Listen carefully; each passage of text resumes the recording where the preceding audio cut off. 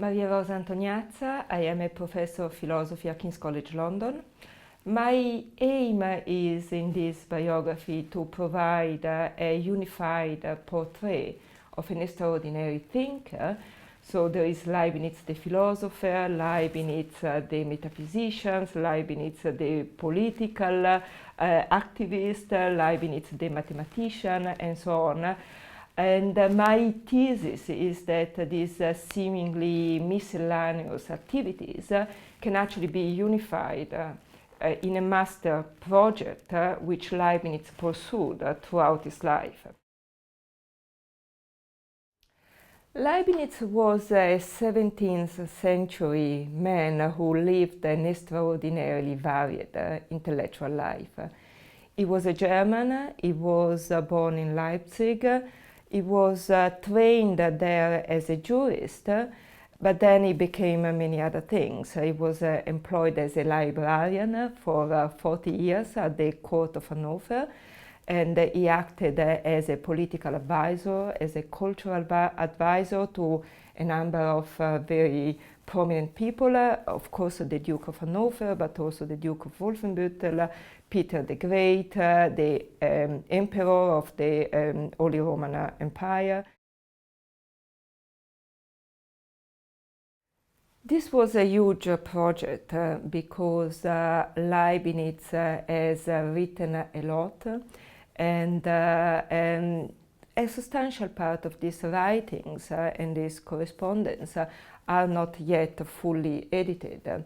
So his Nachlass is very large. Just to give a sense of the scale of the challenge is ongoing.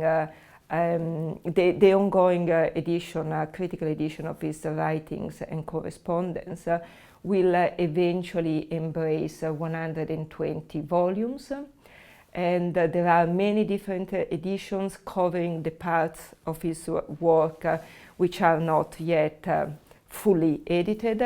And he wrote mainly in Latin and French with a little bit of German, so obviously one needs the linguistic skills, but also the historical knowledge of the background in which Leibniz operated, and at the same time the philosophical understanding of his metaphysical work, on his political philosophy work, but also the mathematical and the scientific understanding of his work in the sciences and in mathematics. But it was also great fun because studying Leibniz is really studying an entire world, the entire early modern world. He interacted with people of the magnitude of Locke, Newton, Boyle, not to speak of the many key political figures with whom he was in contact. He played a major role, for instance, in the succession of the Hanoverian to the English throne. So it's really an entire world which is opened up by following Leibniz.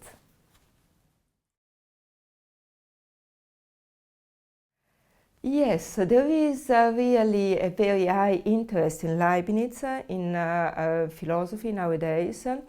It started at the beginning of the 20th century. There were three major monographs, one in England with Bertrand Russell, one in Germany with Cassirer, and one in France with Couturat.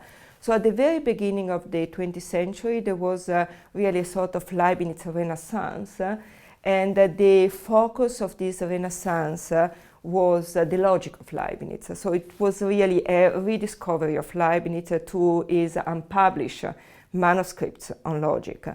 And for I would say, the first half of the 20th century, that has been really the way in which Leibniz came back on the scene and was finally recognized as a philosopher of the first magnitude. And now also other parts of Leibniz's philosophy of nature is now very much studied, but also his philosophical theology is becoming more and more important. I think my book provides a unified portrait of an extraordinary thinker, by surveying the full breadth and depth of his intellectual endeavors, both from a theoretical point of view and a practical point of view, against the backdrop of the extraordinarily interesting early modern world in which Leibniz lived.